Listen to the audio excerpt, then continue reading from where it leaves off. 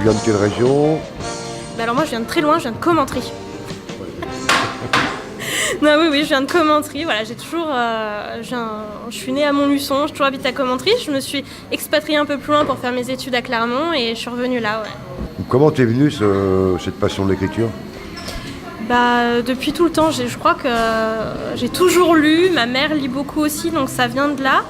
Et je pense que ça vient naturellement quand on est fan de lecture. Au bout d'un moment, on a envie nous aussi d'être de l'autre côté. Et cette histoire, c'est la première que j'ai réussi à être satisfaite, à finir. Et c'est comme ça que je me suis lancée, quoi. Et tu es romancière et tu parles de vampires. C'est ça. Bah ouais, tu fais peur. Non. Ils font pas si peur que ça, ils sont gentils, les miens. Alors tu nous donnes un petit peu de bref on a Vampire, donne-nous les titres. Alors le tome 1, donc on est sur... Le titre de la saga, c'est Vampire mais pas trop. Le tome 1, on est sur À fleur de sang et le tome 2, À corps et âme. D'accord, Voilà. De quoi ça parle de vampires? Oui, c'est ça. Ils sont méchants? Non, ils sont pas trop méchants. La trame principale, c'est de la romance vampirique. Donc avec un vampire amoureux. Donc il est pas si méchant que ça. Mais faut pas non plus trop le chercher non plus. C'est normal, ça reste des vampires. Mais on peut lire ça le soir, ça vous fera pas faire des cauchemars. Hein. Tu me rassures, c'est pas autodidacte? Non. Quoique, on sait pas.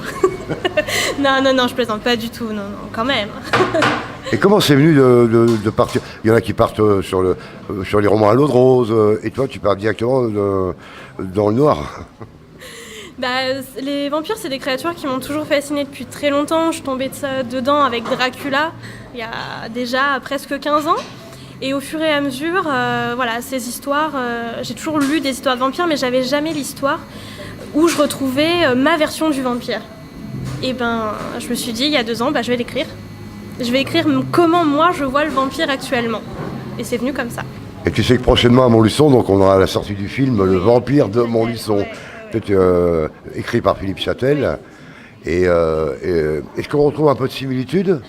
Non, pas du tout. Lui, il est plus vers le policier, moi pas du tout. On est vraiment sur du fantastique avec le mythe du vampire pur. Et tu penses vraiment que les vampires existent? Je sais pas. Est-ce que tu en as déjà vu? Je crois pas. Il s'est pas encore présenté à moi en tout cas. Combien de romans tu as écrit? Alors là, sur la saga, on aura une trilogie, plus une réécriture de ce tome 1 du point de vue de mon vampire qui va pas tarder à sortir. Quand on parle de réécriture, c'est en format poche? Non, en fait, c'est que là, j'ai mon histoire principale, qui est du point de vue de Rose. Et les gens ont demandé à avoir le point de vue du vampire. Donc je vais réécrire cette histoire, la même, mais du point de vue de mon vampire. Donc avec ses pensées à lui, ce qui se passe de son côté à lui. Et qu'on n'a pas dans cette version-là. Et on peut le trouver où, ce livre? Alors dans le coin, Montluçon Commentry, il est distribué un peu partout. Après, sur le site de la maison d'édition, donc qui est Chaton Rose Édition, et sur Amazon. D'accord. Voilà, et en e-book partout. Et en Creuse, on va le trouver? Pas encore. Il n'y a pas de vampire en Creuse. C'est peut-être ça.